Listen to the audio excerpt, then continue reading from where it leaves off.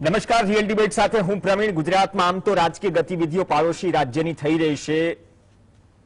મહારાષ્ટ્ર શિવસેનાના ધારાસભ્યો, બળવાખોર ધારાસભ્યો એકનાથ શિંદે સહિત સુરતની હોટેલમાં છે.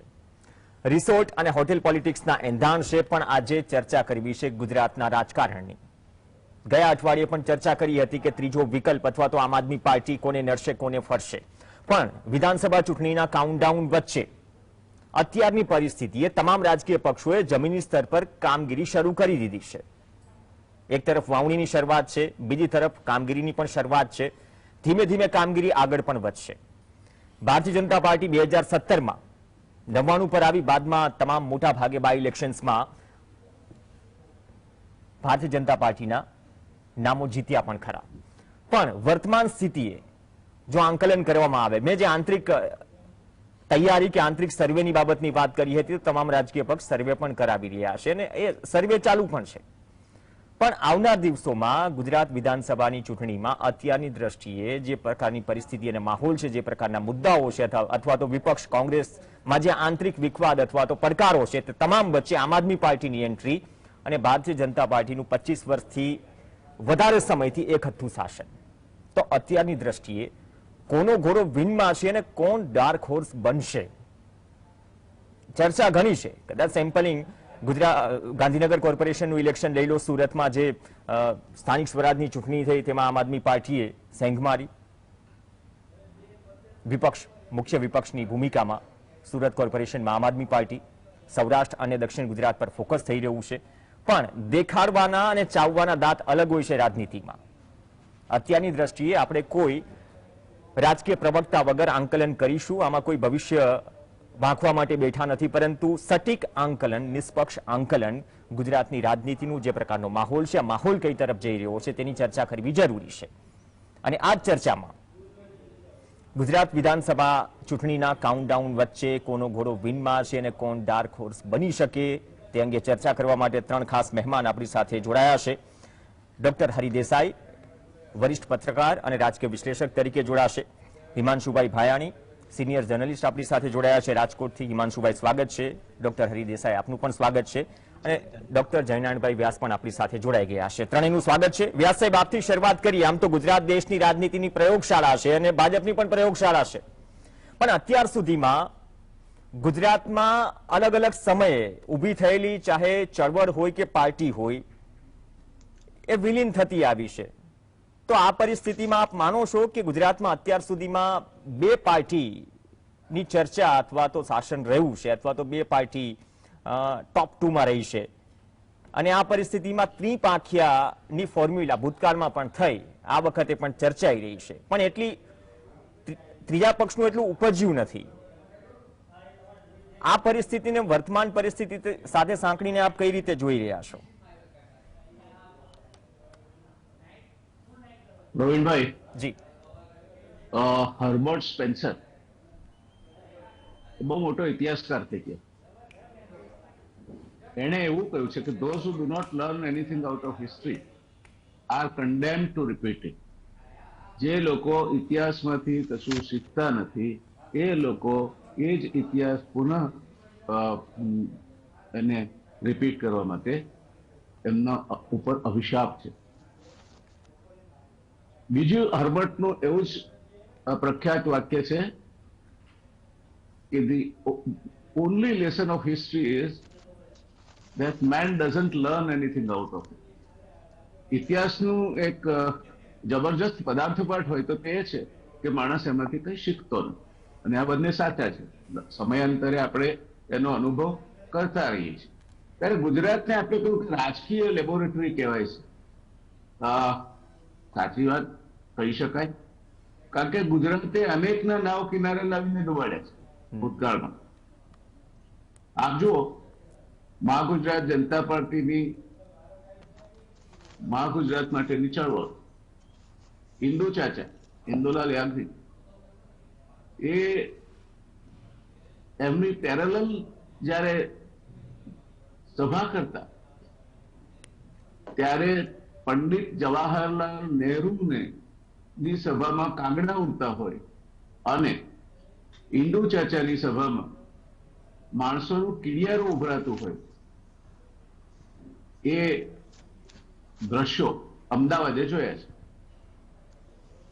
હરિહર ખંભોળજા, બ્રહ્મકુમાર ભટ્ટ, સનત મહેતા આ મહાગુજરાતની ચળવળ વખતના તેજાબી વક્તાઓ હતા. એમની પાસે કોઈ મેદની ભેગી કરવા માટેનો જો મહામંત્ર હોય તો એ એમની ખુદની વાણી અને વ્યક્તિત્વ હતું. પણ ગુજરાત અલગ રાજ્ય બન્યું. એક સમયે જે સૂત્ર ચાલતું હતું, કોંગ્રેસની વખતે બે બળદની જોડી એ નિશાની હતી, ત્યારે સૂત્ર અવતર્યું કે બે બળદની જોડી અને કુકડે નાખી ટોળી. ગુજરાત જનતા પાર્ટી સત્તાના સિંહાસન સુધી નહીં પહોંચી શકી. જે એના જન્મ વખતે કોઈએ બાક્યું હોત તો કદાચ જુદું વાંચ્યું હોત. ત્યાર પછી રાજાજી અને નો સ્થાપેલ અને અહીંયા ગુજરાતમાં જયદીપસિંહ બારિયા અને એચ.એમ. પટેલ સાહેબને એ બધા નો પ્રેરિત સ્વતંત્ર પક્ષ એ સારી એવી સંખ્યા લઈને ચૂંટાઈ આવ્યો, પણ સત્તામાં નહીં પહોંચી શક્યો. જનતા પાર્ટી બાબુભાઈ જસભાઈ એના મુખ્યમંત્રી બન્યા. બધા વિવિધ પક્ષોનું સંયોજન હતું. જનસંઘ પણ એમાં વિલીન થઈ ગયું હતું. તે 3 વર્ષ ચાલી, પણ પછી કેટલાક સંઘ કાશીએ નથી જતા એટલે કાશીએ નહીં ગઈ. રાજસત્તાના સિંહાસન સુધી ના પહોંચી. આપણે થોડા આગળ વધીએ. 1985 પહેલા 80માં જ આ બેવડ વળી ગઈ અને પુનઃ માધવસિંહ સોલંકીની સરકાર આવી. 149 બેઠકો નો રેકોર્ડ 1985 ની ચૂંટણીમાં કોંગ્રેસે બનાવ્યો અને લગભગ 60% જેટલા મત અંકે કર્યા.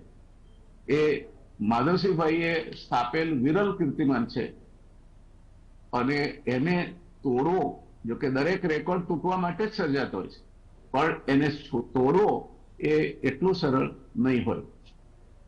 એ પણ નહીં થયું, નહીં ચાલ્યું. કોંગ્રેસમાં માધવસિંહભાઈ ગયા પછી કોંગ્રેસ લથડતી ગઈ. અમરસિંહભાઈ નબળા સુકાની પુરવાર થયા. He was known as the chief minister of compromises and a weak chief minister. અને સરવાળે અમરસિંહભાઈને પાછા બાજુમાં બેસાડી અને માધવસિંહભાઈને લાવવા પડે, ખૂબ મોડું થઈ ગયું હતું. એટલે virtually Amarsinhbhai presided over the liquidation of Congress. હું એવું માનું છું કે આ રાજ્યમાં કોંગ્રેસનું ધનોત નીકળી ગયું હોય કોઈના શાસનમાં તો અમરસિંહ ચૌધરી હતા. ત્યાર પછી એક નવો પ્રયોગ, જનતા પાર્ટીનું જરા મોડિફાઈડ વર્ઝન, જનતા દળ ગુજરાત, આપણા ચિમનભાઈ પટેલ સાહેબ. ચિમનભાઈ કઈ રીતે સત્તા પરથી ગયા હતા અને ફરી પાછા કેટલા વર્ષની તપસ્યા પછી આવ્યા એ ઇતિહાસ છે, પણ આપણે અત્યારે એમાં નથી પડવું. પંચવટી કાંડને અત્યારે હાલ પૂરતું આપણે યાદ નથી કરતા. પણ ત્યાર પછી 2 સીટના તફાવતમાં ભારતીય જનતા પાર્ટી અને જનતા દળ ગુજરાતમાં જનતા દળ ગુજરાત સિનિયર પાર્ટી બની. ચિમનભાઈ પટેલ મુખ્યમંત્રી બન્યા. અનેક વર્ષોના વનવાસ પછી અને કેશુભાઈ પટેલ એ ચિમનભાઈ પટેલ મંત્રીમંડળમાં 2 નંબરના મંત્રી બન્યા સિનિયોરિટીની દ્રષ્ટિએ. ત્યાર પછી જુદા પડ્યા. ત્યાં કેન્દ્રમાં ટેકો પાછો ખેંચ્યો ભારતીય જનતા પાર્ટી અને આ ગઠબંધન જુદું પડ્યું. આમે ભારતીય જનતા પાર્ટીના માત્ર 2 જ સભ્યો લોકસભામાં ચૂંટાયા. એ ટેકો ફેંકે પાછો ખેંચે કે નહીં એ ભારતીય જનતા પાર્ટી માટે કદાચ નગરની વાત હશે, પણ એ ગુજરાતમાં ભારતીય જનતા પાર્ટી સત્તામાંથી બહાર નીકળી. એટલે માત્ર 10 કે 11 મહિનાના શાસન પછી પાછું ચિમનભાઈ કોંગ્રેસમાં પડ્યા અને કોંગ્રેસની સરકાર અસ્તિત્વમાં. ત્યાંથી લડતા વળી પાછું 1995માં ભારતીય જનતા પાર્ટી પોતાના બલબૂતા ઉપર સરકાર બનાવી શકી પણ ગાંધીનગરની ગાડીને ગ્રહણ લાગ્યું કે ગમે તેમ એ પણ 1 વર્ષથી ઓછા સમયમાં ઘર ભેગી થઈ અને કેશુભાઈ પટેલને મુખ્યમંત્રી પદ છોડવાનો વારે. એ વખતે ઘરમાંથી જ ઘર ફૂટ્યું હતું અને કેટલાક સિનિયર નેતાઓ ભારતીય જનતા પાર્ટીના એમની સત્તા લાલસાને કારણે, અહંકારને કારણે એ ગઠબંધન માંથી તૂટ્યું એ તો ઠીક છે, પણ આ પક્ષ જે આ કદ્દાવર નેતાઓ એવા હતા. એક જમાનામાં હું 1990માં ભારતીય જનતા પાર્ટીમાં જોઈન થયો ત્યારે જો તમે નામ માંગ્યા હોત ને કે આમાંથી કોને મુખ્યમંત્રી બનાવવા, તો મને ચોક્કસ ખાતરી છે કે 18 નામ આવ્યા હતા. બેઠો બેઠો ગણતો હતો. કચ્છ, સૌરાષ્ટ્ર, ઉત્તર ગુજરાત, મધ્ય ગુજરાત ને છે દક્ષિણ ગુજરાત. એમાં દક્ષિણ ગુજરાતના એક નેતા તો લગભગ મુખ્યમંત્રી બનતા રહી ગયા, કપડા પણ સેવરાવી નાખ્યા તેવું કહેવાય છે. અને વળી પાછું સરકાર ભારતીય જનતા પાર્ટીની રચાઈ.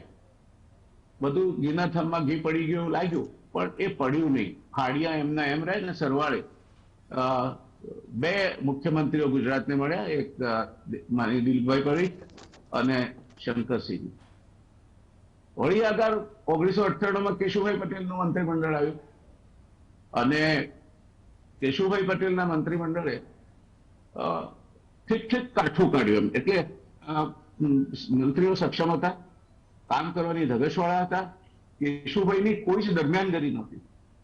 ક્યારે પણ કેશુભાઈએ, હું એમના મંત્રીમંડળમાં મંત્રી રહ્યો છું અને તમારી વ્યાજબી વાતને ક્યારે પણ એમણે ના નથી કહી. નથી કોઈ મંત્રીની છાપ ઉભી થતી હોય તો એમણે અટકાવી. કેશુભાઈને મુખ્યમંત્રી તરીકે હું ખૂબ ઊંચા માર્ક આપું છું. મારે એમની સાથે નહીં બન્યું, એમને એ પણ મહત્વાકાંક્ષા એમના કાનમાં કોઈકે આવી હતી. એ ફરી કદાચ મારી આત્મકથા લખું છું એમાં આવશે, પણ હું કેશુભાઈને માટે દોષિત નથી સમજતો. હું એટલું ચોક્કસ કહીશ કે કેશુભાઈ જરા વધારે પીઢ હોત તો આ એમની સત્તા પણ 5 વર્ષ ટકી હોત અને શાંતિથી એમનો કાર્યકાળ પણ પૂરો થયો. જ્યારે જ્યારે કોઈ પણ મંત્રીમંડળમાંથી કોઈને દ્વેષપૂર્વક તમે કાઢો છો ત્યારે સરકાર ટકતી નથી. એ 1995 પણ જોયા. કેટલાય માણસો હતા, હું પણ હતો એમાં, દિલીપભાઈ પરીખ, બધા જેમના આજુબાજુ અસંતોષની આગ પ્રગટાવી શકાય. એટલે અસંતોષને પંખો નાખવાનું કામ કેટલાક લોકોએ કર્યું અને કેટલાક કદ્દાવર નેતાઓ ભારતીય જનતા પાર્ટીએ ગુમાવ્યો. ત્યાર પછી કેશુભાઈની સરકાર આવી. કેશુભાઈની સરકાર પૂરો સમય ના રહી. વચ્ચે સ્ટોપગેપ અરેન્જમેન્ટ તરીકે નરેન્દ્રભાઈ મોદીની સરકાર આવી. ટૂંક જ સમયમાં ચૂંટણી આવી. 2002 વિશે આપણે જાણીએ છીએ. એણે એક પ્રકારનું પોલરાઇઝ વોટ તૈયાર કર્યો અને જેના ફળ હું માનું છું ત્યાં સુધી ભારતીય જનતા પાર્ટી હજુ પણ ખાય છે. એટલે આ પરિસ્થિતિમાં ગુજરાતે કેટલા રંગ બદલ્યા જુઓ. હવે અત્યારે આમ આદમી પાર્ટીનું ઝાડુ બધે ફરવા નીકળ્યું. જ્યાં દિવાલ જુઓ ત્યાં ઝાડુ છે, બાજુમાં કમળ છે. હવે આપણે કમળ ઝાડુને પાડી નાખશે કે ઝાડુ કમળને પાડી નાખશે એ ખબર નથી, પણ છે ખરા. કોંગ્રેસ હજુ હમણાં થોડા ભીત ચિત્રો મૂકવા માંડી છે, પણ હજુ એને એનું અસલ પેલું નથી બદલ્યું.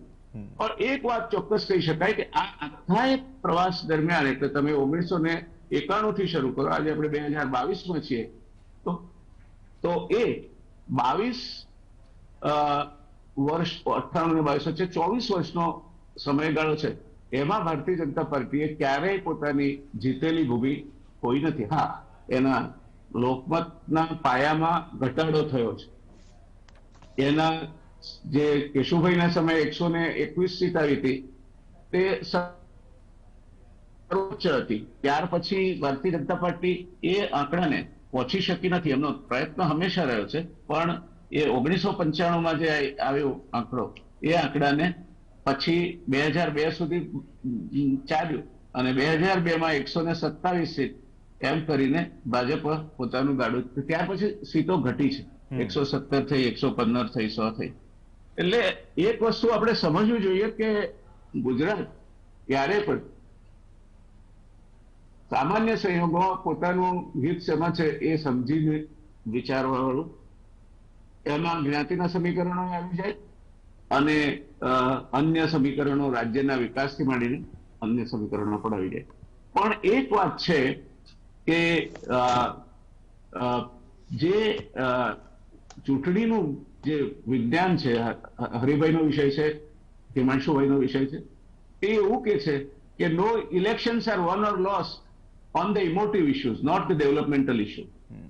મને લાગે છે નરેન્દ્ર મોદી જેટલું સારું આ વાક્ય કોઈ જાણતું નથી. એટલે તમારે કોઈ પણ ઇલેક્શન જુઓ તો કયા મુદ્દા પર લડાયું? ગુજરાત મોડેલ વિકાસનું મોડેલ છે એમ કહીએ છીએ, પણ ગુજરાતનું ઇલેક્શન ક્યારેય વિકાસના મોડેલ પર નથી લડાયું. એટલે આ પરિસ્થિતિમાં હવે પછી કોણ આવશે એમ મને પૂછતા હો તો હું કહીશ કે ગુજરાતીઓની ભાવનાઓને જે છંછેડી શકે. અને આખું એક સુખ એ છે કે આપણે વેરીફાઈ નથી કરતા. આપણે એક વખત કોઈને વરમાળા પહેરાવી પછી એક આજે સૂર્ય પશ્ચિમમાં ઉગ્યો તો આપણને સ્વીકાર્ય હોય છે. એટલી ભોળી પ્રજા છે. અને નહીં તો નાની અમથી બાબતમાં જો પથરાવ ને આગજની થવા માંડે તો ગુજરાતને ભડકે બળતા પણ વાર નથી લાગતી. એટલે ગુજરાત એવું રાજ્ય છે કે જ્યાં કોઈ પણ ઘટના શું અસર કરશે એક્સેપ્ટ પોલરાઇઝેશન એ વિશે કહેવું વધુ પડતું છે. એ દિવસે જે સિક્કો ચલણમાં હશે તે જીતશે. એટલે પૂર્વ ભૂમિકામાં મારે એટલું જ કહેવું છે કે અત્યારે કોંગ્રેસ તો છે. કોંગ્રેસ કોઈ એમ માનતું હોય કે કોંગ્રેસ ખલાસ થઈ ગઈ છે, સોરી, મારે ભારતીય જનતા પાર્ટીના સભ્ય તરીકે એ જ કહેવું જોઈએ. પણ એક વિશ્લેષક તરીકે હું એ નહીં કહી શકું. કોંગ્રેસે એનો બેઝ વોટ જાળવી રાખ્યો છે અને એ કોઈ પણ પાર્ટી કોંગ્રેસ અત્યારે એના ખરાબમાં ખરાબ ફેઝમાં ચાલી રહી છે. તેવે સમયે પણ જો કોંગ્રેસ પાસે પોતાનો બેઝ વોટ લગભગ હાથમાં હોય તો પેલા દેવહુમા પક્ષીની માફક રાખમાંથી ઉભું થવાની ક્ષમતા દરેક પોલિટિકલ પાર્ટીમાં છે. એટલે કોંગ્રેસમાં છે એવું કહેવા નથી માંગતો. આપણે પણ ભારતીય જનતા પાર્ટી 2 માંથી આજે કેન્દ્રમાં સત્તા પર પહોંચી છે. એટલે જીજીવિષા અને પ્રયત્ન એ કોઈ પણ પોલિટિકલ પાર્ટીનો એક મહત્વનો ગુણ છે. તો આ શરૂઆત મને લાગી કે અત્યાર સુધી કેમ ગુજરાતને આપણે એને રાજનીતિની પ્રયોગશાળા કહીએ છીએ અથવા લેબોરેટરી કહીએ છીએ, તો ગુજરાતે આ અલતા પલતા ઘણા બતાવે છે. તમે જો મહાત્મા ગાંધીને સ્વતંત્ર જે અભિયાન હતું એ ચલાવવા માટે અમદાવાદ જ ફાવ્યું. આપણે પોરબંદરમાં નહીં આશ્રમ કર્યો, અમદાવાદમાં કર્યો. એટલે સાબરમતીનો પાણીમાં કંઈક એવો પ્રભાવ છે કે માણસ એને સમજવું હોય એટલું સમજે છે, પણ નથી સમજ્યો એટલે મૂર્ખ બની ગયો છે એવું માનવા વાળા ઘણા બધા ફેંકાઈ ગયા છે. અને બીજું કે એ જે વસ્તુને પકડે છે એને પછી પકડે છે, પછી ઇલેક્શનમાં તારી દે. આ 2 મુદ્દા મને લાગ્યા છે કે આવનાર ચૂંટણી જયારે ક્ષિતિજે રોકાઈ રહી છે, ભારતીય જનતા પાર્ટી, કોંગ્રેસ 2 મુખ્ય અને આમ આદમી પાર્ટી એ પ્રોબેશન પીરિયડમાં ગુજરાતના લોકો સામે રજૂ થવાની છે. ત્યારે ઓવેસી હોય કે આમ આદમી પાર્ટી 2 લડતા હોય બળિયા અને એની વચ્ચે ત્રીજો ઝંપલાવે ત્યારે એ જ એના વોટ કાઢશે. કારણ કે એમની પાસે તો 100 ને ઉપર મત સીટ મેળવવાની કોઈ ક્ષમતા નથી. આપણે એવું માની શકીએ. ભીડ ભેગી થઈ સુરતમાં કે અહીં ભેગી થઈ કે ત્યાં ભેગી થઈ, આ ભીડનું પણ એક વિજ્ઞાન હોય છે, એનાથી બહુ પોસાઈ જવા જેવું નથી. એટલે હજુ તો આ બધી જ બાબત બેસ લેવાની હોય ત્યારે આપણે કહીએ છીએ કે 4 ખરિયા પેટમાં છે. ગુજરાતનું રાજકારણ એ આજે 4 ખરિયા પેટમાં હોય એવું રાજકારણ છે. કશું કહેવું અથવા કશું કહેવું આજના તબક્કે મુશ્કેલ રહેશે. આપણે જેમ જેમ આગળ વધતા જઈશું એમ આપણે ત્રણેય સાથી પાસે એક વિષયની એમની પાસે શરૂઆત કરાવીશું. I do not want to monopolise the starting the discussion. બંને પોતપોતાની રીતે અત્યંત દક્ષ વ્યક્તિત્વ છે અને હું એવી આશા રાખું કે આપણે આ આખી સંઘને ત્યાં પહોંચાડીએ કાશી, ત્યાં સુધી આપણી સાથે જોડાયેલા રહેશે. એ ભાઈ શ્રી હરિભાઈ દેસાઈ અને હિમાંશુભાઈનો મારી પાસે માગવાનો એમની પાસેથી અબાધિત અધિકાર છે. એટલે હું ટેકન ફોર ગ્રાન્ટેડ લઉં તો ખોટું નહીં લગાય. Thank you. ઓકે, ધન્યવાદ વ્યાસજી. પ્રસ્તાવના ભૂતકાળ અને ભૂતકાળ સાથે સાથે પ્રયોગની વાત કરી, પ્રયોગશાળાની વાત કરી, કયા કયા પ્રયોગો થયા અથવા કયા થઈ રહ્યા છે. એક બ્રેક માટે રોકાઈશું. ડોક્ટર હરિ દેસાઈ અને હિમાંશુભાઈ પણ આપણી સાથે છે. થોડો આગળ વધીશું કેમ કે ધીમે ધીમે માહોલ બની રહ્યો છે ચૂંટણીનો પણ, અને જે માહોલ બનાવવાનો પ્રયત્ન થઈ રહ્યો છે. આમ તો ભીડમાં એસટી નિગમમાં જઈએ તો ખબર પડે કે ભીડ કઈ રીતે ભેગી થાય છે. બ્રેક બાદ ડોક્ટર હરિ દેસાઈ અને હિમાંશુભાઈ પાસે જાણીશું વર્તમાન સ્થિતિમાં કોનો ઘોડો રેસમાં, કયા મુદ્દા ચર્ચામાં અને કયો ઘોડો ડાર્ક હોર્સ, મતલબ કે કોણ ડાર્ક હોર્સ સાબિત થશે. બ્રેક બાદ ચર્ચા યથાવત. ગુજરાત વિધાનસભા ચૂંટણીનું કાઉન્ટડાઉન શરૂ થઈ ચૂક્યું છે. કોનો ઘોડો વિન્ડમાં, કોણ ડાર્ક હોર્સ, ચર્ચા આગળ વધારીએ. ડોક્ટર હરિ દેસાઈ આપણી સાથે છે. હરિભાઈ, બ્રેક પહેલા જે પ્રસ્તાવનામાં વ્યાસજીએ વાત કરી, એક તો વિશ્લેષક તરીકે ડિસ્કાર્ડ નથી કરી કોંગ્રેસને, બીજી તરફ આમ આદમી પાર્ટી જે છે એને પ્રોબેશનમાં હોવાની વાત કરી. પણ જ્યાં સુધી ભારતીય જનતા પાર્ટીની વાત છે, 85 થી 2 સાંસદ અને અત્યારે જે સ્થિતિમાં છે કેન્દ્રમાં અને સતત ગુજરાતમાં, હવે આ સ્થિતિ જોતા આપ તો ભારતીય જનતા પાર્ટીનું ગુજરાતમાં ભવિષ્ય, અને બીજી વાત કે આપના અનુસાર આવનાર સમયમાં, ચલો નેક્સ્ટ ઇલેક્શનની જ વાત કરી લઈએ, પછી 2027ની પણ ચલો વાત થશે આવનાર સમયમાં, શું ભારતીય જનતા પાર્ટી જ રહેશે આ જ રીતે એક હતું શાસન સાથે ગુજરાતમાં, કે પછી અન્ય કોઈ રાજકીય પક્ષ કાઠું કાઢશે? આમ તો બે વિકલ્પની તો વાત કરી, કોંગ્રેસને વ્યાસ સાહેબે ડિસ્કાર્ડ નથી કરી, અને સાથે જ આમ આદમી પાર્ટી વિશે પણ વાત કરી છે કે હજુ પ્રોબેશન પીરિયડમાં છે. પ્રવીણ, વ્યાસજીએ જે વાત કરી છે એમાં ઘણી બધી પાર્શ્વભૂ એમણે વિસ્તારથી મૂકી છે, એટલે હું એનું પુનરાવર્તન કરતો નથી. પણ મને એમ લાગે છે કે ફરીને પાછું છે ને ગુજરાતીઓ ઇમોશન્સના ઇશ્યુ ઉપર જ જવાના એવું મને લાગે છે. કારણ કે ગુજરાતીઓ છે ને તર્કથી કેમ વિચારતા નથી એ મને મોટો સવાલ થાય છે. આપણી પ્રજાનું ખબર નથી પડતી. એટલે હું તો બહુ પ્રામાણિકપણે આ વાત કહી રહ્યો છું.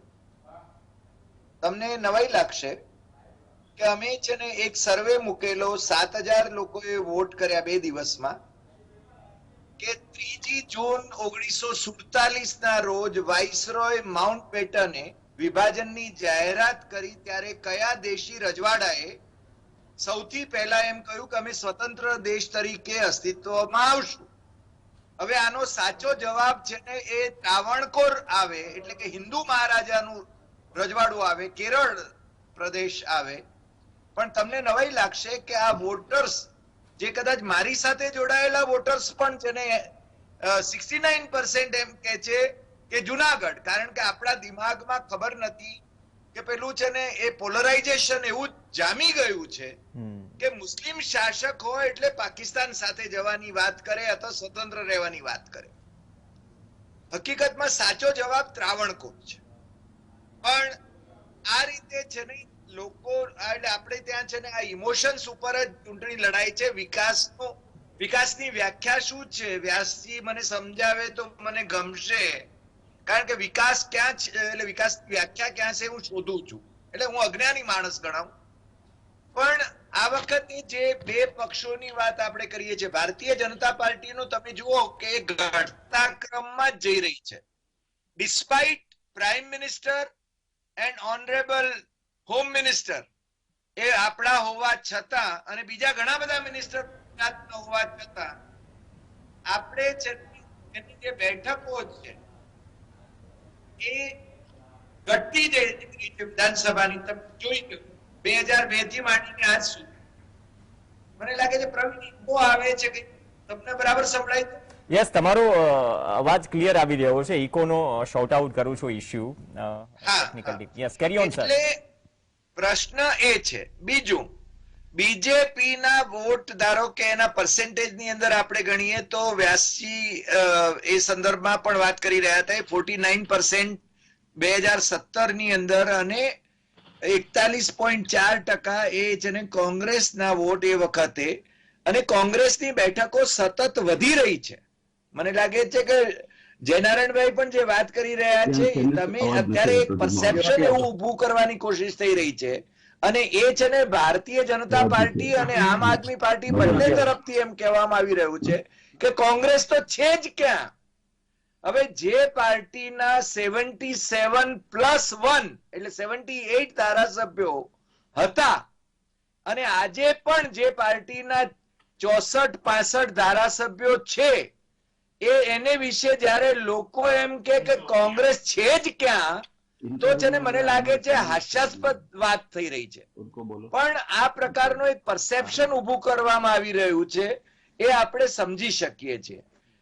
હું માનું છું કે કોંગ્રેસ આ વખતે, જેમ વ્યાસીએ કહ્યું કે આમ આદમી પાર્ટી પ્રોબેશનમાં છે, પંજાબની અંદર એ જેમ ગઈ વખતે પ્રોબેશનમાં હતી અને આ વખતે સત્તામાં આવી એ રીતે હજુ એ પ્રોબેશનમાં રહેશે. આ વખતે કદાચ ભવિષ્યમાં સત્તામાં આવે, ભલે આમ આદમી પાર્ટીના નેતાઓ છે ને ઉછળીને કહેતા હોય કે અમે સરકાર રચવાના છીએ. કોંગ્રેસ ચમત્કાર સર્જે તો કઈ નવાઈ નહીં. નરેશ પટેલ એના ઉદ્ધારક તરીકે આવશે અને કોંગ્રેસ સત્તામાં આવશે એ વાત પણ છે ને કોંગ્રેસ ઘણી વખતે ઘણા સમયથી ભૂલી ગઈ હતી. એટલે નરેશભાઈએ જાહેરાત તો પછી કરી, પરંતુ કોંગ્રેસ ફરીને પાછી છે ને ખામ થિયરી ઉપર જઈ રહી છે. ખામ થિયરી જીણાભાઈ દરજીની હતી અને માધવસિંહે એનો છે ને ઉપયોગ કર્યો. ક્ષત્રિય, હરિજન, આદિવાસી અને મુસ્લિમ એ ખામ થિયરી, જેને ભારતીય જનતા પાર્ટી, અમારા મિત્ર ગોવિંદાચાર્ય, એને જે નામ આપ્યું એ સોશિયલ એન્જિનિયરિંગ નામ આપ્યું. આમ તો છે તો બધું એકનું એક, પણ એને છે ને નામ, ભારતીય જનતા પાર્ટીને સ્લોગન અને નામો છે ને આપવામાં બહુ જ રસ પડે છે.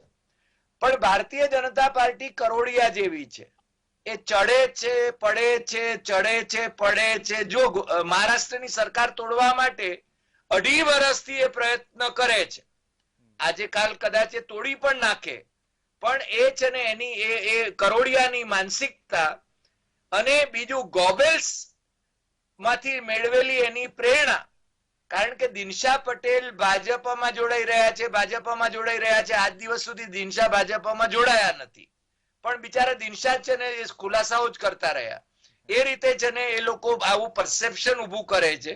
એટલે હું માનું છું કે આવતી ચૂંટણીમાં, એટલે કે ડિસેમ્બર 2022માં જે ચૂંટણી થાય એને માટે ભારતીય જનતા પાર્ટી માટે જો કપરા ચડાટ ન હોય તો આટલા બધા આટા ફેરા ન હોય, આટલી બધી છે ને મહાસભાઓ એ ન હોય, આટલા બધા છે ને સક્રિયતા ન હોય, એટલે અને આટલી બધી જાહેરાતો ન હોય. સમજ્યા? કારણ કે ગુજરાત છે એ ગુમાવવાનું ભારતીય જનતા પાર્ટીને પરવડે એમ નથી. એવા સંજોગોમાં તમે કહ્યું કે ડાર્ક હોર્સ કોણ થઈ શકે. હવે આમાં ડાર્ક હોર્સ કે વ્હાઇટ હોર્સ નો પ્રશ્ન નથી. અહીંયા છે ને કાં તો ભારતીય જનતા પાર્ટી છે અને કાં તો કોંગ્રેસ છે. અને હું માનું છું કે આ વખતે ખરાખરીનો જંગ ખેલાશે. અને આમ આદમી પાર્ટી પણ, હું અગાઉ પણ જે ભૂમિકા મૂકતો રહ્યો છું એમ, પહેલા એમ હતું કે કોંગ્રેસના વોટ કાપશે, પણ હવે ભારતીય જનતા પાર્ટીને ડર લાગવા માંડ્યો છે કે એ ભારતીય જનતા પાર્ટીના પણ વોટ કાપશે. એટલે ચિત્ર છે ને કેવું ઉપસશે એના વિશે અત્યારે કેવું એ વધુ પડતું ગણાશે એવું મને લાગે છે. એલજેપી, ચિરાગ પાસવાન એલજેપી નો પ્રયોગ પણ બિહારમાં આપણે જોયો. કટવા શબ્દનો બહુ ઉપયોગ થયો છેલ્લી અમુક ચૂંટણીઓમાં, અને એનો અંદેશો અહીંયા પણ ગુજરાતમાં પણ આવી રહ્યો છે. વ્યાસજીને અવાજ કદાચ હરિભાઈનો પહોંચે એ પ્રકારે થોડો ટેકનિકલ ટીમ થોડું શોર્ટ આઉટ કરે, કદાચ નથી પહોંચી રહ્યો.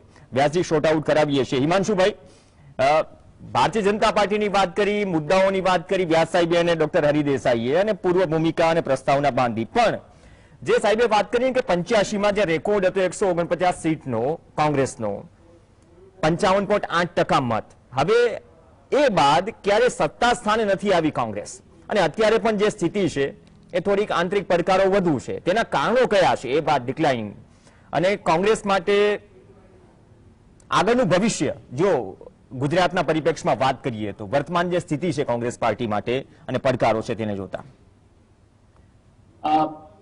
તમારા પ્રશ્નનો જવાબ હું 3 મુદ્દામાં આપીશ. પહેલો મુદ્દો, હું પહેલા તો તમારા દર્શકોને આભાર, અને તમારો ખાસ આભાર જીએસટીવી નો, કે જે લોકોને મેં વાંચ્યા છે મારી લાઈફમાં, કે જે લોકો સાથે ચર્ચા કરી છે, ડોક્ટર જયનારાયણ વ્યાસ અને ડોક્ટર હરિદેસાઈ, નોર્થ ગુજરાતમાંથી, ડબલ એન્જિન વાળી સરકાર નોર્થ ગુજરાતની, અને એમને મેં આઈ હેવ રેડ ધેમ. હરિભાઈને મેં સમકાલીનમાં વાંચ્યા છે. સમકાલીન જેવું અખબાર ન ભૂતો ન ભવિષ્ય એવી પરિસ્થિતિ છે આજે અખબારી જગતમાં.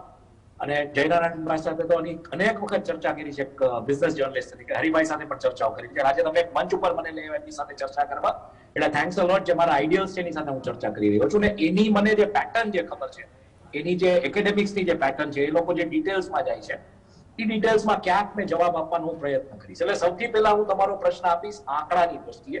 મેં બે એક્સ્ટ્રીમ્સ કનેક્ટ કર્યા છે. 1962 નો જે ડેટા અવેલેબલ છે ઇલેક્શન કમિશન ઓફ ઇન્ડિયાની વેબસાઇટ ઉપર, અને 2017 સીધું મેં બે એક્સ્ટ્રીમ્સ જ કનેક્ટ કર્યા છે. વચ્ચેનું કઈ મેં કનેક્ટ નથી કર્યું. ઈ મેં રાખ્યું છે ડોક્ટર જયનારાયણ વ્યાસ માટે, એમને જે રીતના આખી ગુજરાતની પૂર્વ ભૂમિકા આપીને એ મુદ્દા ઉપર એ વાત કરી શકશે.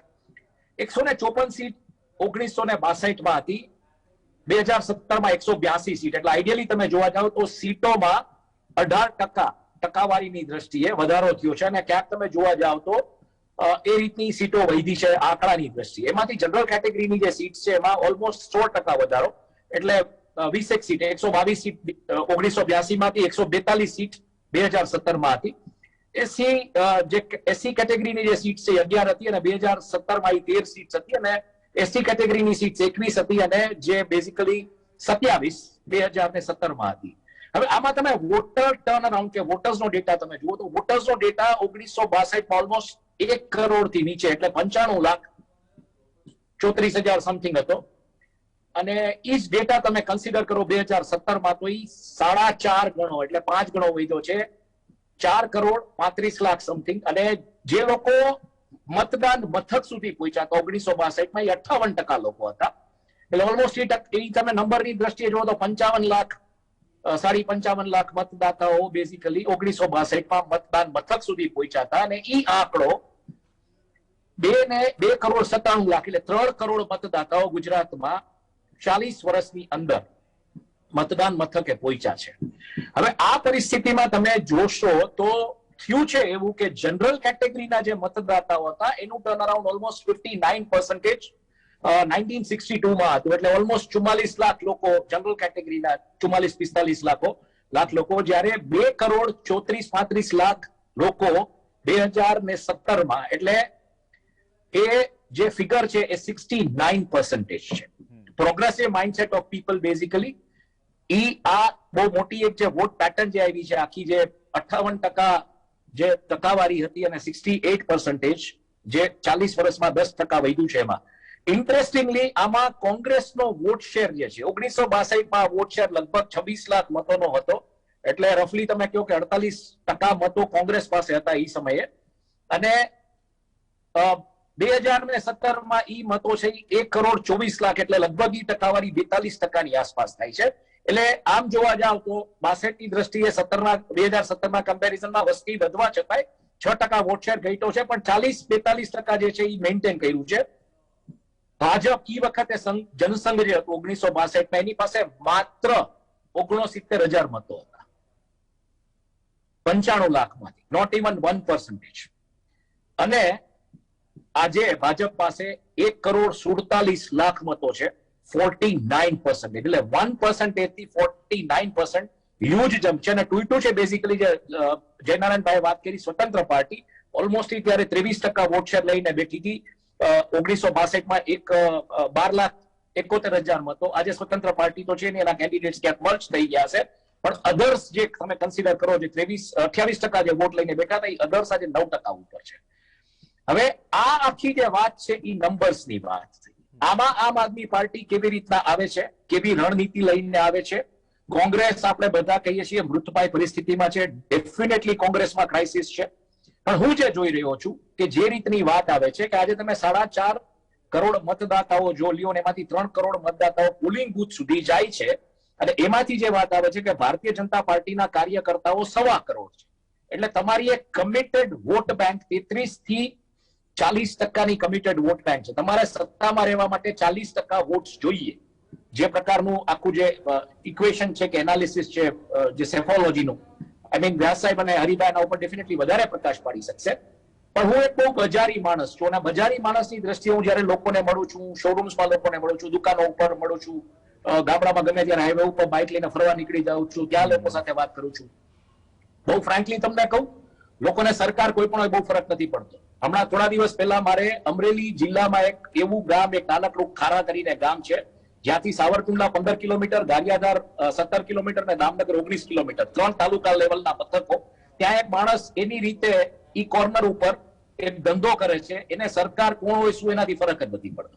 ઈ ત્યાં રસ વેચે છે બપોરે, રાત્રે ઈ ત્યાં કોઠીનો આઈસ્ક્રીમ બનાવીને વેચે છે. આત્મનિર્ભર ભારતની જો તમે વાત કરતા હો તો હવે લોકો એની મેળે સમજી ગયા છે કે સરકાર હોય ના હોય. એને બહુ ક્લિયરલી મને કીધું, મને કે સાહેબ રોજના 500 રૂપિયા જોઈએ, એટલે હું અહીંયા સુખી છું. એટલે આ પરિસ્થિતિમાં જે તમારી પાસે મોટામાં મોટો ચંક છે એ અર્બન વોટર્સનો છે, પ્રોગ્રેસિવ માઇન્ડસેટનો વોટર ક્લાસ છે, જે ડેફિનેટલી ક્યાંક એવું વિચારે છે કે ભારતીય જનતા પાર્ટી પાસે પ્રોગ્રેસ એન્ડ ડેવલપમેન્ટની વાત છે, પણ સાથે સાથે ભારતીય જનતા પાર્ટી જેમ સાહેબે કીધું એમ ઇમોટિવ ઇશ્યુઝ, હરિભાઈએ કીધું, જયનારાયણભાઈ કીધું, આના ઉપર અમારે સવિશેષ ઘણી ચર્ચાઓ થઈ કે elections are always spot on emotive issues. ને જ્યારે ગુજરાતમાં ચૂંટણી આવે છે ત્યારે મને ખબર નથી પણ ક્યાંકથી કોક માણસની કોઈ જાહેરાત આવે કોઈ છાપામાં અને વોટર ટર્ન અરાઉન્ડ અચાનક જ વધી જાય છે. એટલે આ બધી વસ્તુઓ છે. વિકાસની જો વાત હોય તો મારો એક પ્રશ્ન છે વિકાસના મુદ્દે.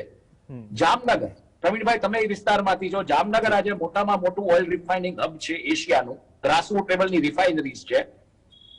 એટલે જામનગરમાંથી ખાલી વોરફેજ સ્ટાર્ટ તરીકે ગુજરાત મેરીટાઈમ બોર્ડે જે રકમ મળી છે એ રકમ નહીં તો જ્યારથી 98 થી આ રિફાઇનરી આવી છે, 95-96 થી બીજેપીની સરકાર છે, તમે આ 24 વર્ષની ખાલી રેવન્યુ તમે કન્સિડર કરીને ચાલો 4-4.5 કરોડની કોન્સ્ટન્ટ વેલ્યુ ઉપર નાખી દેતા આ સરકારને 60 થી 80,000 કરોડ રૂપિયા મળ્યા છે. આના 10% જો જામનગરમાં વાપરા હોત ને તો જામનગર આજે સિંગાપોર કે દુબઈ જેવું હોત, જે વર્લ્ડના ઓઇલ ટ્રેડિંગ અને ઓઇલ કાર્ગોના હબ છે એવું હોત. ત્યાંના સાંસદ ગટરમાં ના પડ્યા હોત, જેનો વિડીયો થોડા સમય પહેલા વાયરલ થયો હતો જે તે સમયે. એટલે વિકાસ ક્યાં કેવી રીતના થયો છે એ મને નથી સમજાતું. ઇલેક્શન આવે છે, ઇમોટિવ ઇશ્યુઝ ઉપર ઇલેક્શન ફાઇટ કરવામાં આવે છે અને આ દિશામાં બધું થાય છે. રોડ રસ્તાઓની જો તમે વાત કરતા હો તો 70-80 ના દાયકો તમે ભૂલી જાઓ, જ્યારથી કંડલા પોર્ટ બન્યો ત્યારથી નોર્ધન ઇન્ટરલેન્ડ નો 70% ટ્રાફિક ગુજરાતમાંથી, નિયરેસ્ટ પોર્ટ ગુજરાત છે, એટલે રોડ રસ્તાઓ તો તમારા તે દિવસના સારા છે, એ કોઈ પ્રશ્ન હતો નહીં. આજની તારીખે તમે, હું તો આ 70-80 ના દાયકાની જો વાત કરતા હતો ત્યારની વાત કરું, ત્યારે પણ તમે ક્યાંય પણ ગુજરાતની બહાર ફરવા જતો તો તમને જીજેના પાસિંગ વાળી ગાડીઓ જોવા મળતી. એટલે ગુજરાતીઓ એક સક્ષમ પ્રજા હતી, પ્રોગ્રેસિવ માઇન્ડસેટ વાળી પ્રજા હતી, પૈસો ખર્ચવા વાળી પ્રજા હતી. એટલે આ બધું છે. હવે વાત કરીએ કે જે ચેલેન્જીસ છે સામે આ બધી પાર્ટીઝની, તો હું એમ માનું છું કોંગ્રેસ ટોટલી ડેડ છે એમ તમે માનીને ચાલો, પણ કોંગ્રેસની હાલત કેવી છે હું તમને કહું. કોંગ્રેસ ક્યાંથી ક્યારે રિવાઇવ થશે એ મને ખબર નથી, કેટલો સમય લેશે એ રિવાઇવ થતા.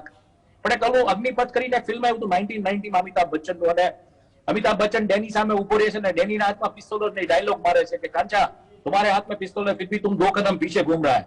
તો ક્યાંક ને ક્યાંક જયારે ઇલેક્શન્સ આવે ત્યારે તમે આવા ઇમોટિવ ઇશ્યુઝ લઈને આવો, તમારી 2 કદમ પીછે હટ, તમે 2 કદમ પીછે હટ કરી રહ્યા છો, પ્રોગ્રેસિવ મુદ્દાઓ ઉપર વાત નથી કરી શકતા.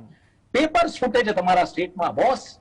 એમ્પ્લોયમેન્ટ ક્યાં છે? તમે 100 રૂપિયા પેટ્રોલ ના લ્યો, એમ્પ્લોયમેન્ટ આપો, નોકરીઓ ક્યાં?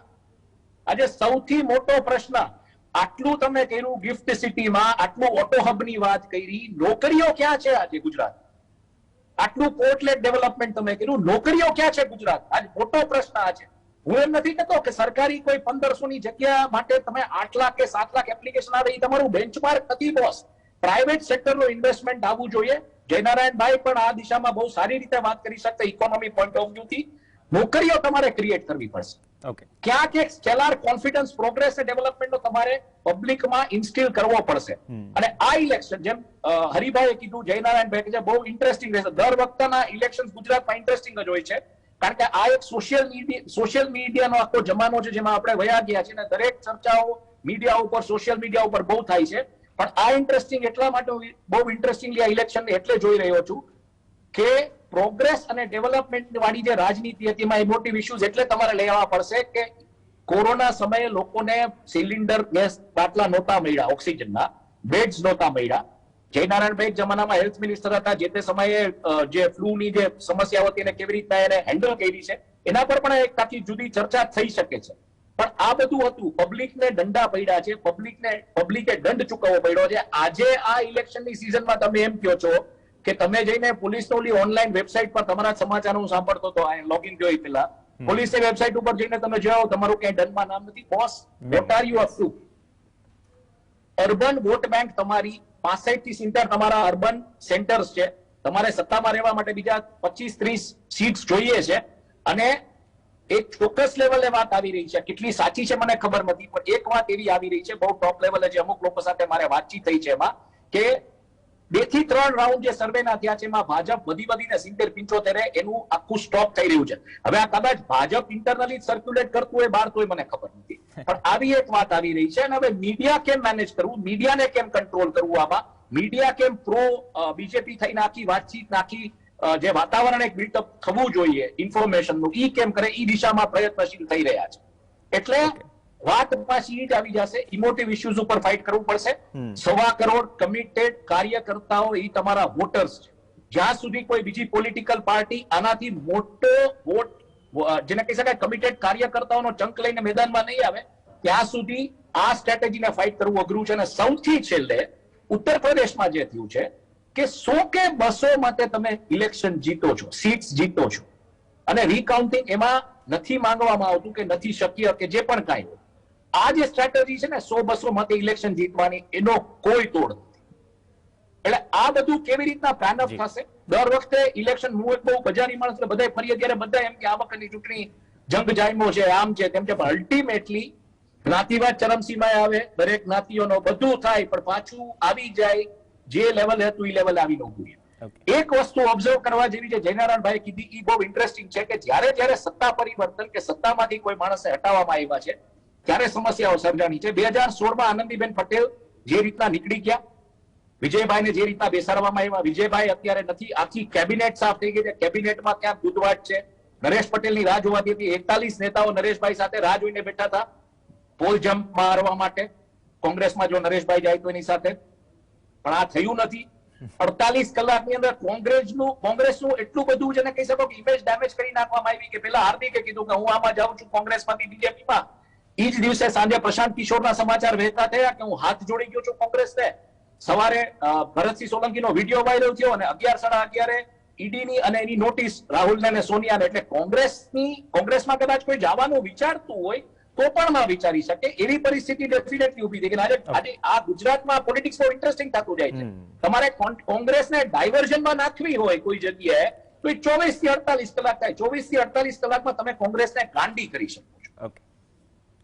ચલો, એટલે હવે ઇન્ટરેસ્ટિંગ રહેશે કે કઈ દિશામાં કેવી રીતના બધું આગળ વધે છે.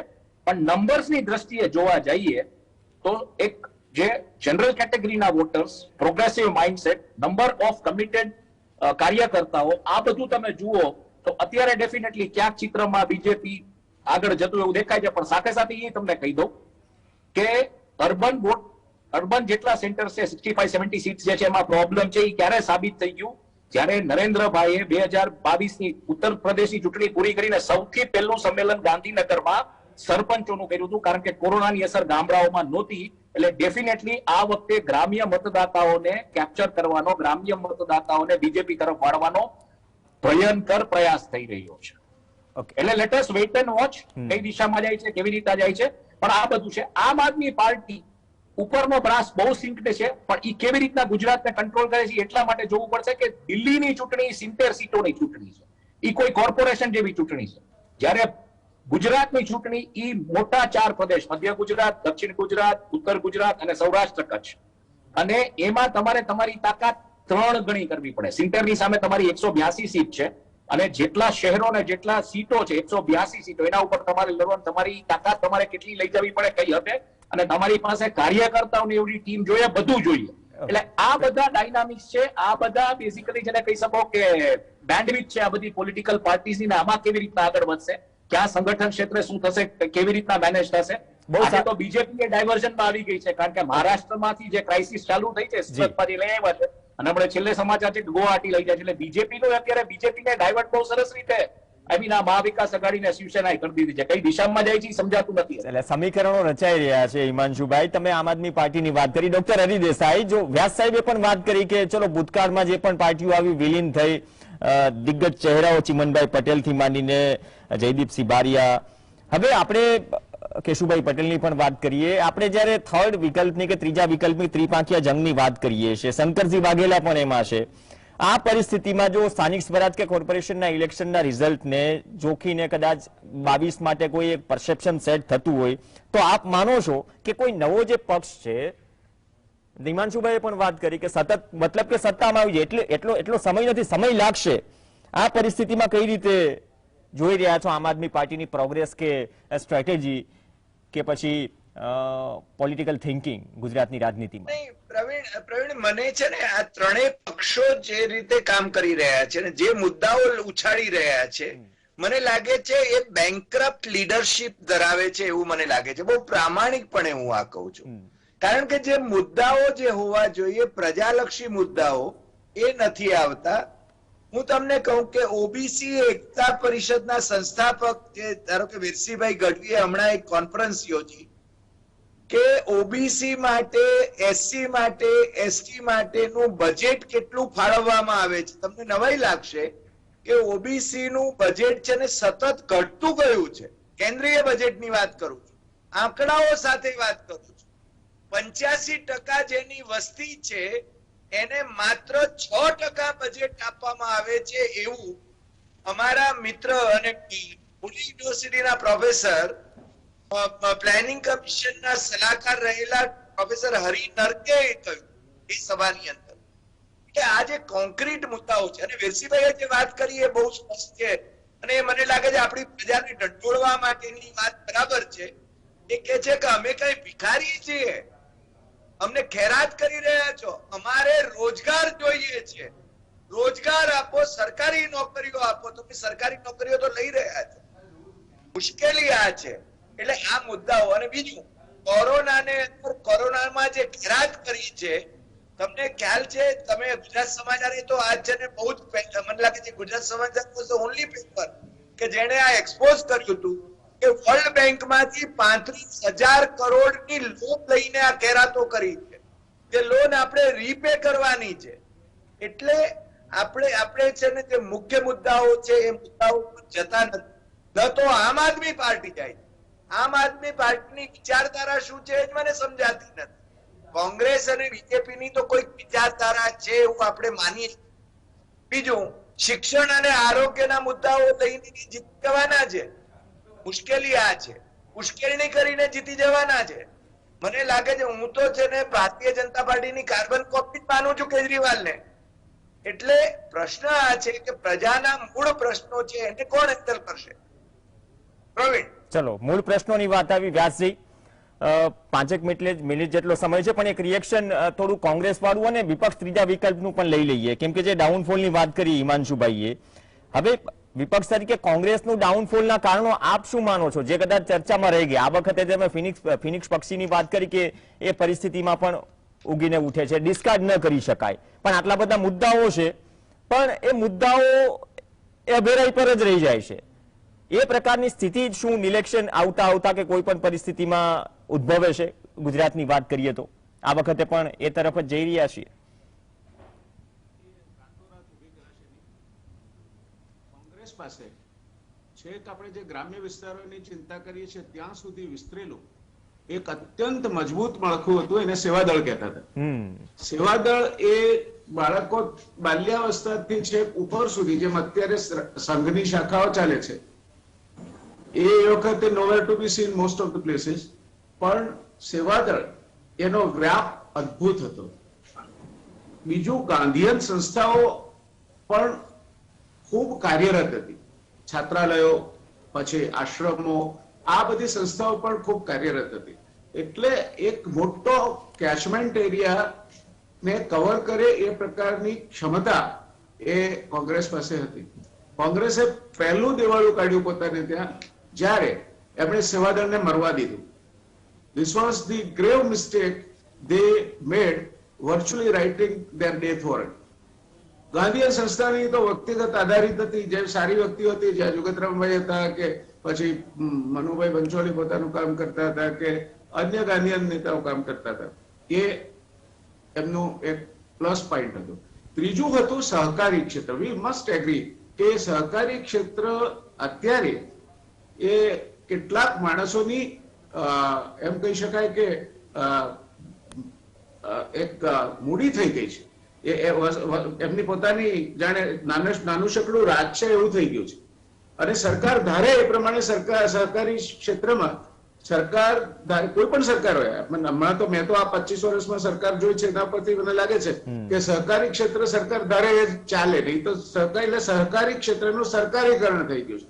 મને હજુ યાદ છે એક વખતે ચિમનભાઈ પટેલે મહેસાણામાં ભાષણ કરેલું, મારી પહેલી ટર્મ હતી, અને ત્યારે ઓફિશિયલ ચેનલને, એટલે જે સરકારની જયરામભાઈ ને બધાની પેનલ હતી, એને હરાવીને સહકારના આગેવાનો ચૂંટાઈ આવ્યા હતા. ત્યારે ચિમનભાઈએ એમના ઉદબોધનમાં કહ્યું હતું કે આ સરકાર સામે સહકારની જીત છે, અને એ પોઈન્ટ અને પોટેન્ટ કેપેબિલિટી સહકારી સંસ્થાઓમાંથી, જેના કારણે આજે આપણે દુનિયાની મોટામાં મોટી દૂધની ડેરી જોઈ શક્યા છીએ, જેના કારણે આપણે આ ગંજબજારોની વિસ્તરતી વ્યવસ્થા જોઈ શક્યા છીએ, જેના કારણે આપણે સહકારી બેંકો જોઈ શક્યા છીએ કે જ્યાં જઈને માણસ ગુજરાતીમાં વાત કરી શકે. બાકી આ નેશનલાઇઝ બેંકોના બાબુઓ તો એમના માટે ક્યાંય જોજનો દૂર હતા, એમની ભાષા પણ નહોતા બોલતા.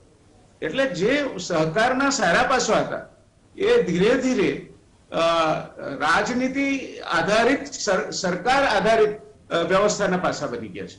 આ કોંગ્રેસે બધું ગુમાવ્યું ધીરે ધીરે. એનાથી વિપરીત એના ફોલોઅર તરીકે પાછળ આવતી ભારતીય જનતા પાર્ટીને સહકારની તાકાત શું છે સમજણ પડી, એટલે સહકારને કેપ્ચર કર્યું. ત્યાર પછી બીજા બધા જે આ આશ્રમો છે કે સંસ્થાઓ છે, ગાંધીયન સંસ્થાઓના બદલે હવે સંઘ પ્રેરિત સંસ્થાઓ આવવા માંડી. ત્યાર પછી તમે જુઓ તો એટલે એમની પાસે જબરજસ્ત નેટવર્ક ઉભું થઈ ગયું છે. એટલે તમે એમ કહો કે આ ધારો કે કોઈ માણસ હોય કોંગ્રેસની વિચારધારા માનતો હોય તો એના મતને મતદાન મથક સુધી લઈ જવાનું કોણ? અને બાકીની બધી તો પ્રપંચ લીલાઓ ચાલે જ છે. દરેક ચૂંટણી લડનારા એમાં જ્ઞાત હોય છે કે અ પાર્ટીમાંથી લડે તોય જીતી જાય, બ માંથી લડે તોય જીતી જાય. હા, એક સમયે સહકારી આગેવાનનો પણ એ દબદબો હતો. અમરેલીમાંથી દકુભાઈ પટેલ, એમને કઈ વાંધો પડ્યો તો એમણે 7 MLA પોતાના ઉભા રાખ્યા અને he got all 7 of them elected. આ ગજાના નેતાઓ હતા. હવે આજે માનનીય નરેન્દ્રભાઈ નો સૂરજ 100 વર્ષ તપે, આપણને આનંદ છે. એમાં ગુજરાતના પનોતા પુત્ર છે, દેશના વડાપ્રધાન છે, અને અનેક રીતે એમનામાં અનેક ગુણો છે. પણ ત્યાર પછી કોણ? એક પ્રશ્ન ક્યારે થાય છે આપણને? આપણે નરેન્દ્રભાઈ નું તેલ કાઢી રહ્યા છે એવું હું માનું છું. કોઈ માણસ સારું કામ કરતો હોય એટલે એને બસ જજ જ કરવાનો, એ સ્થિતિ આજે મિસ્ટર નરેન્દ્ર મોદીની છે. એટલે આ પરિસ્થિતિઓમાં તમારે, અને એટલે છેલ્લે મારે એ વાક્ય કહેવું છે પ્રવીણભાઈ કે in A democracy you get the government you deserve. પ્રજા જેને લાયક હોય તેવી જ સરકાર એને મળે છે. જો પ્રજા પૈસા લઈને મત આપશે તો એ એના ચૂંટાયેલા પ્રતિનિધિઓ ત્યાં જઈને પૈસા લેશે. પ્રજા બીજા વ્યભિચાર કરશે, દારૂ પીશે તો એના પ્રતિનિધિઓ એ જ કરશે આખો 5 વર્ષ. એટલે તમે જો તમારા પોતાના ખમીરનું જો નિકંદન નીકળી ગયું છે તો તમે જેવા છો. પાણી તો આખું કોઈ પણ એક તળાવમાંથી લઈએ તો એ તળાવનું છે, એને તમે પતરાના ડબલાથી લો કે માટીના ગગરાથી લો કે સોનાના પાત્રથી લો કે ચાંદીના પાત્ર, એના ગુણધર્મો તો એ ખાબોચિયાના જ રહેવાના ને. એટલે હવે નેતાગીરીની ભરપૂર અછત થાય એ દિવસોની લોકશાહી જોવાની આપણે તૈયારી રાખવી પડશે. અને ટુકડે ટુકડે કરીને જે લોકો દિલ્હી પહોંચીને સરકાર બનાવશે એ પણ દેશને ક્યાંક ડિફેન્સમાં, ક્યાંક બીજી જગ્યાએ ક્યાં નાખશે ખડામાં, એનો આ દેશે વિચાર કરવો પડે. આવનાર સમયે કમનસીબે મને ક્યારે પણ નકારાત્મક વાત કરવી ગમતી નથી, પણ ખરેખર ચિંતા થાય છે કે દેશ કઈ તરફ જઈ રહ્યો છે, what are we heading for. અને એનું એક કારણ એ છે કે તમે, છેલ્લે મારે કેવું છે કે તમે ગાડી ચલાવતા હો, દેશ એક ગાડી છે માની લો, તો એનું ધારો કે તમે ચાવી મારીને નહીં ચાલુ થઈ, બગડી છે એન્જિન, તો એ ગાડી ચાલશે નહીં, બીજી કોઈ નુકસાન નહીં થાય. કદાચ તમારી અપોઇન્ટમેન્ટ ચૂકાઈ જાય અથવા તો તમે બીજું વૈકલ્પિક વ્યવસ્થા કરીને જઈ શકો.